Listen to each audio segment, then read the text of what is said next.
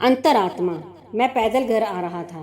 रास्ते में एक बिजली के खंभे पर एक कागज लगा हुआ था। पास जाकर देखा, लिखा था, कृपया पढ़ें, इस रास्ते पर मैंने कल एक 50 का नोट गवा दिया है।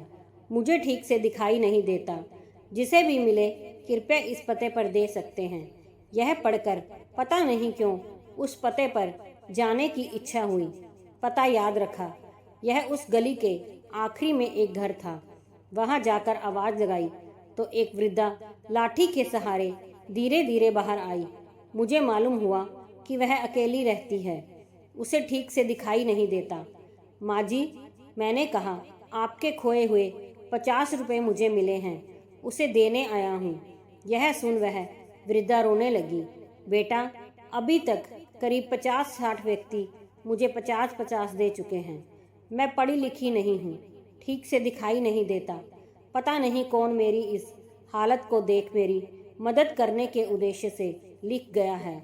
बहुत ही कहने पर माँ जी ने पैसे तो रख लिए, पर एक विनती की, बेटा वह मैंने नहीं लिखा है, किसी ने मुझ पर तरस खाकर लिखा होगा। जाते जाते उसे फाड़ कर फेंक देना। बेटा, मैंने हाँ कहकर टाल तो दिया, पर मेरी अंतरात्मा ने मुझे सोचने पर मजबूर कर दिया कि उन 50-60 लोगों से भी माँ ने यही कहा होगा।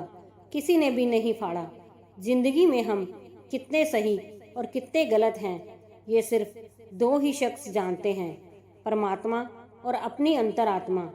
मेरा हृदय उस व्यक्ति के प्रति कृतज्ञता से भर गया जिसने इस वृद्धा की सेवा का उपाय ढूंढा।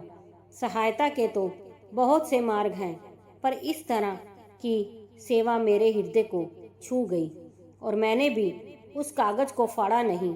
मदद के तरीके कई हैं, सिर्फ कर्म करने की तीव्र इच्छा मन में होनी चाहिए।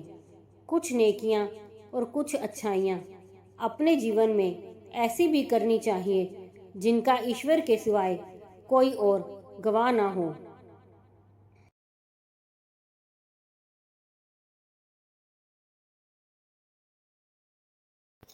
दोस्तों, अगर कहानी पसंद आई हो तो लाइक, सब्सक्राइब, शेयर ज़रूर कीजिए।